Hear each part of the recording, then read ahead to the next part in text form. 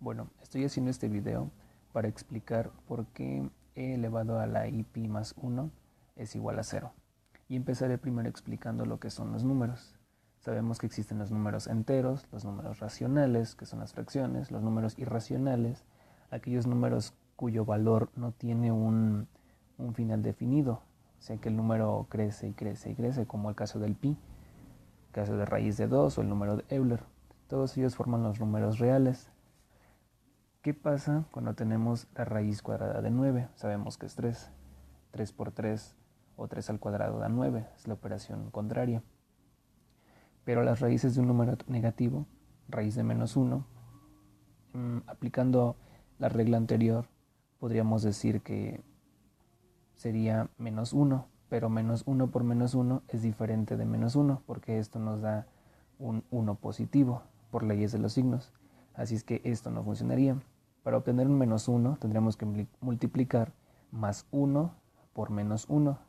Eso nos daría menos 1, pero el menos 1 y el 1 son números diferentes, por lo tanto la regla no aplica. Entonces, ¿qué pasa con las raíces negativas?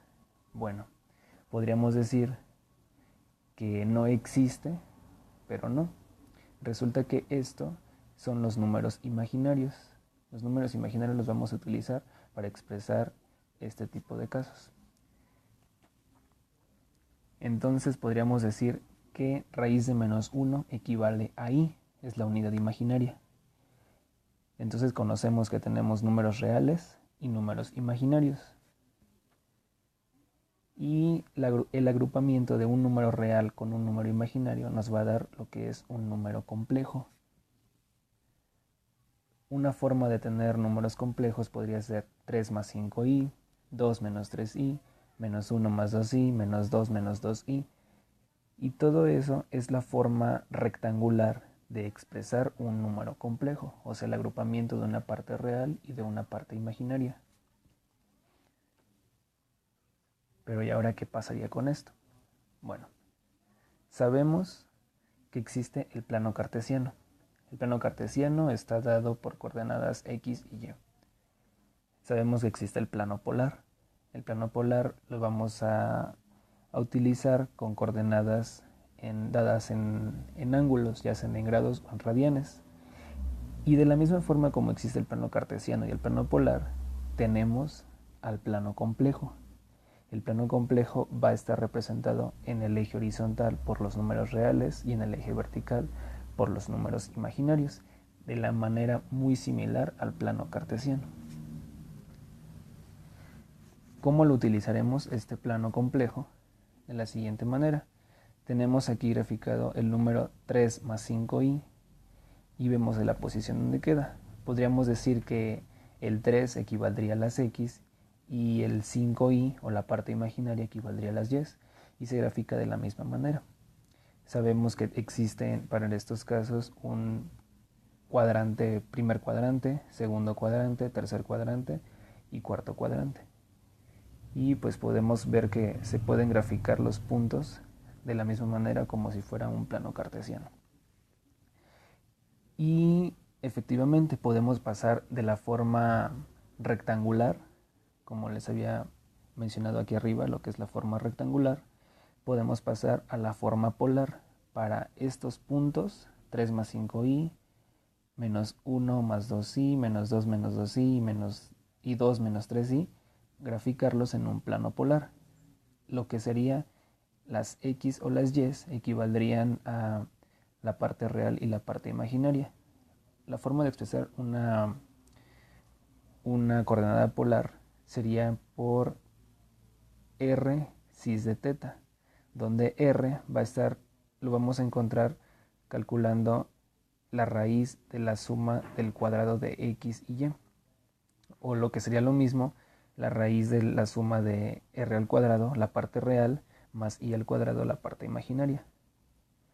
Y para encontrar el ángulo, este ángulo teta, vamos a calcular la tangente inversa, tangente a la menos 1, de y sobre x, o lo que sería tangente a la menos 1 de la parte imaginaria sobre la parte real. Y para pasar ahora de la parte de la coordenada polar a rectangular, para calcular x o la parte real, multiplicaremos r, o sea, la magnitud o el módulo, por el coseno de teta. Y para calcular y o la parte imaginaria, multiplicaremos el módulo por el seno de teta.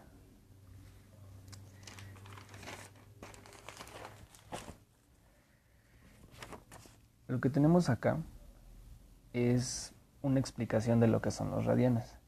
Un círculo está formado en su totalidad por 360 grados o 2 pi radianes.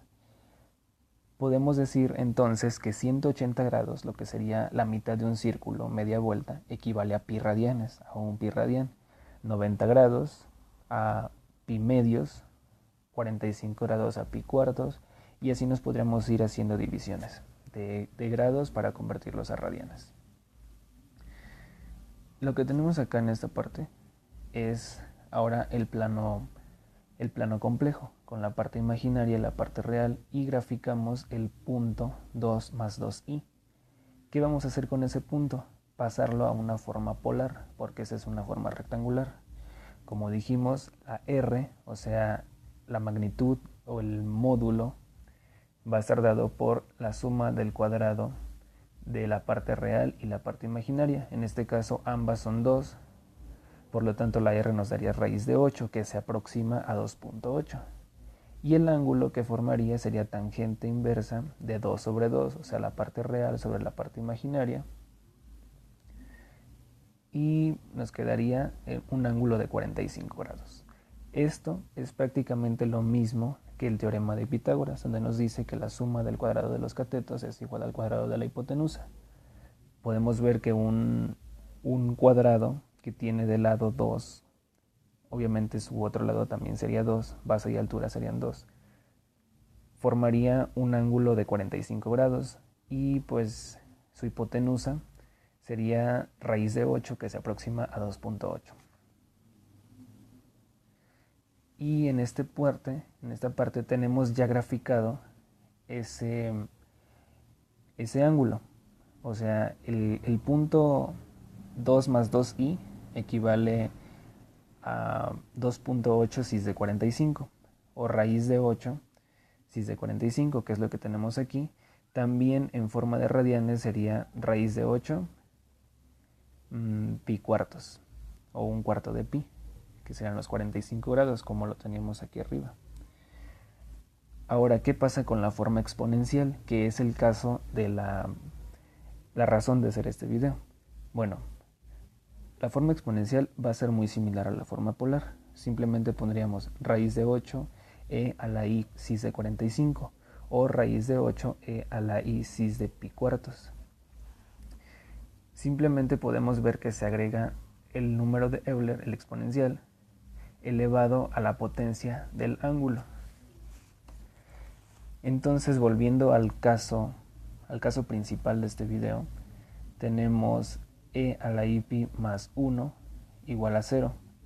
Esto es igual a tener e a la i pi, que sería su parte imaginaria. Sería una parte imaginaria y una parte real. Esto de acá podemos decir que es e elevado a la i pi de 180.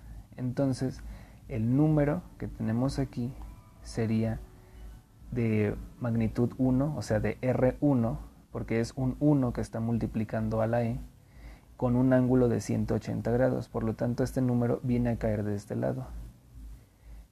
Tenemos aquí que R es igual a 1 coseno de 180 y I es igual a 1 seno de 180.